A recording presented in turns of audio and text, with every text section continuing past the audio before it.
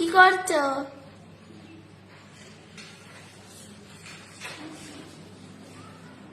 এটা খুলে গেছে। কি বলতো এগুলো? এগুলোকে বলা হয় ধানের শাক। এটাই তো মনে হচ্ছে বলা হয়। ছোটবেলায় পেয়েছি, এখন আমি পেয়েছি এটা। এটার ভেতরে খাবার আছে, দেখা যায়। আমার তো ভীষণ ভালো লাগে, আমি ভীষণ পছন্দ করি। এই দেখো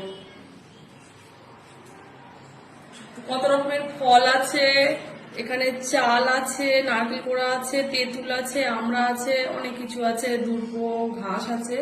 এগুলো ধান গাছে দেওয়া হয়, বলা হয় ধান গাছের সার। এটাই তো আমি জানি, চলো খেয়ে দেখি।